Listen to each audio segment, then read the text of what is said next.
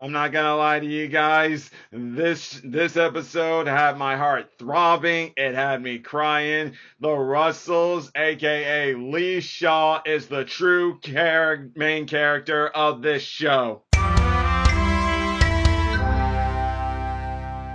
What's up, YouTubers of the world? MegaGeekMixer here to give you guys my review on this week's episode of Monarch Legacy of Monster. This has got to be the most impactful, most heavy episode of them all. I might go so far as to say this has been my favorite episode of them all because of Lee Shaw and the Russells. These guys just killed it like no other, man. The interaction between younger Lee Shaw to older Lee Shaw and the emotions and the acting between them was just a stealer, an Emmy award for both of them. I mean, Kurt Russell, we've always known, he's been famously known all around there for his acting, but I think this has got to be kind of the breakout performances is for Wyatt Russell and their character, Lee Shaw. He has got to be the bravest, most noblest character I have ever come across in a very long time. Man, that dude is strong. Probably stronger than all of us. I even kind of go say maybe you're stronger than me for that. I don't know. All I just know is what a crazy episode with that, guys. It pretty much starts where it all left off. Only it starts by showing us younger Lee Shaw and Axis Mundi and how he was spending what looks like to see 15 days or so in there until he got in contact with his older self, and how during through all this time, first older Lee Shaw was trying to be we're the control team, control base, and everything. Hey, even that younger Lee Shaw even gets to hear older Dr. Zook. That was a nice touch there, especially what we're getting at, what we got at the end, where after they got what they wanted from Titan X, older Lee Shaw is about to go out there, but he doesn't think he'll come back, so he leaves his good old friend Dr. Zook behind.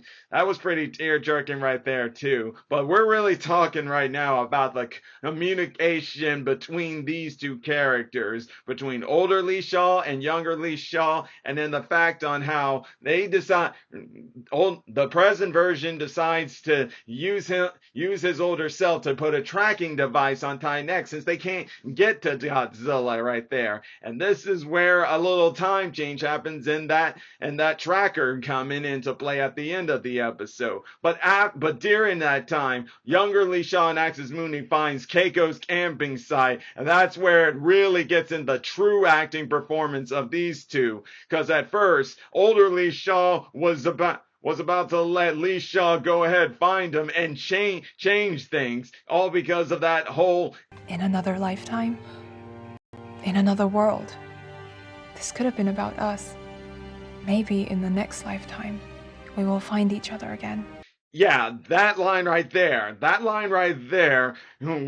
made younger Lee Shaw think maybe this could be our moment. And yeah, older Lee Shaw was about to go there until Zook convinced him, no, we can't do that because the risk of changing things are too high.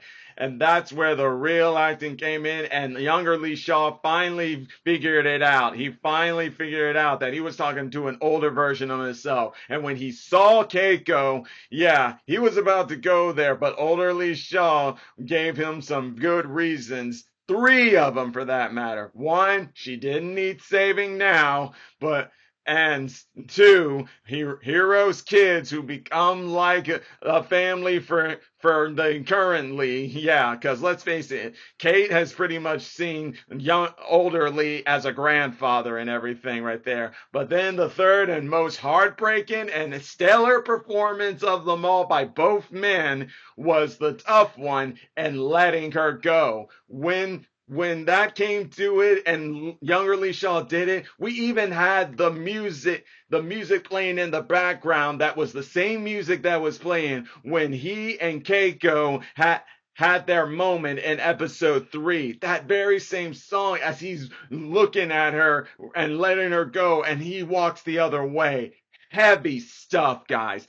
Heavy stuff. That's all I can say. My heart was breaking, crying how bad that was. Well, not bad, but just how much courage that guy took in it. Man, that's something else there. I couldn't even know what to begin starting off with that. That, my friends, is what makes this episode all about them. These guys killed it, like I said. I haven't said that though. I'm going to go ahead and go into two of the smaller parts here. First off, you have May, who's now with Monarch, to find out more about that device that was left over by Time Next thanks to the scarabs taking it off of her. And yeah, from what it sounds like it's supposed to help understand it and everything. And we also find out that May's name has been cleared by Brenda during the whole debrief of what happened. I wonder what's going on right there. And then, of course, you got Lee and Kate still going on about their thing with Ty Next, which we pretty much have already figured this all out and stuff. But it was nice to see Kate try to make casual conversation when she asked her grandmother, did she love Lee Shaw? But no, Keiko says no. And hey, we all know that's a lie there. And I think even Kate's figuring that out. Because she gave out a reaction saying like, okay, why are you lying to me? But hey, they had other stuff to deal with because now they're finding out that maybe they need to help Ty Next, which, hey, we already pretty much figured that out. That Tyne's not causing problems because Godzilla hasn't even tried coming after her or anything. That means she's not upsetting the balance or anything. But he'll be now, for those who have been wanting Godzilla, you're gonna finally get him in episode 8. So be happy that next week we finally literally get him and not just a dream sequence. Because me personally, I was fine with it because I've been loving this thing as we get to know the characters, more about the lore of the Monarch organization, Apex, and everything and so on. The shipping between the teenagers, I don't care much about. Lee and Keiko, they really make things good. And the individual things going on between the present teen trios is interesting too. But the whole shipping thing, don't care about that.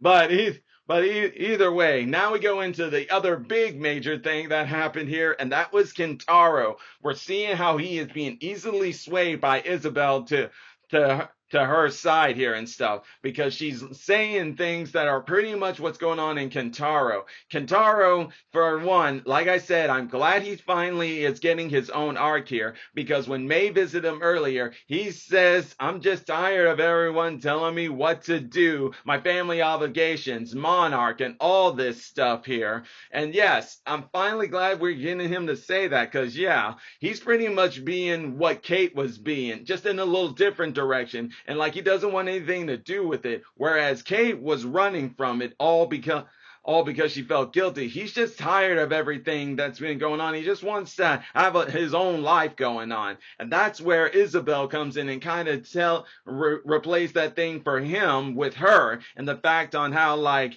Apex and all that stuff and favoring her sister, which we find out both of them are adopted here, and she just wants this all to stop, especially after what happened with G-Day and nothing's changed, and she's trying to convince Kentaro to help her make G-Day never happen again, and not just again, but never happen at all. In other words, she sounded like she's wanting to do some time travel there and stuff, and it does look like Kentaro's being convinced, because she's really preying on the things that he can relate to, which makes it be something like that Palpatine Anakin Skywalker thing of switching them to the dark side. The only thing I do think is, though, that while I'm no doubt knowing that Isabel is telling the truth about some of her feelings about her family, I can't help but think she's also got ulterior motives here. Like, she may be telling the truth just to about some things about herself and Apex and her father to get Kentaro by her side, but I just don't fully trust her. I feel like there's more she's doing that we just don't know about. And that right there, guys, just shows you why I feel, whoa, what an episode, what many things to look forward to, as we just got 3 episodes left, and I'm betting these things are going to be insane. But I did notice how next week's episode is about to be the shortest one of them all. It's just 40 minutes. So one's gotta wonder, what are we going to get here? I mean, this might sound like it might just be an action Titan episode, which I'm sure this is going to make some people happy since some of them, that's what they want. Me personally, I've been enjoying how the TV series is focusing on the lore while the movie is for the monsters and stuff. I can get all behind that. And especially after seeing Kurt Russell and Wyatt's performance, I just can't wait to see the spinoff with Lee in it. This promises to be good. But that'll be all for today, guys. And please let me know your thoughts in the comment section down below. What's to become of things for Lee, Keiko, Kate, Kentaro, May, and oh, it was good to have Tim back. Man, Tim, he is really getting into his role as the leader of Monarch now, especially when he confronted May. Oh, I love that. But we'll see what happens going forward. Until then, if you enjoy my videos, all you gotta do is click that like button, subscribe to the channel, hit the bell icon to be notified when I make more videos, and until then, MegaGeekMixer signing out. Bye!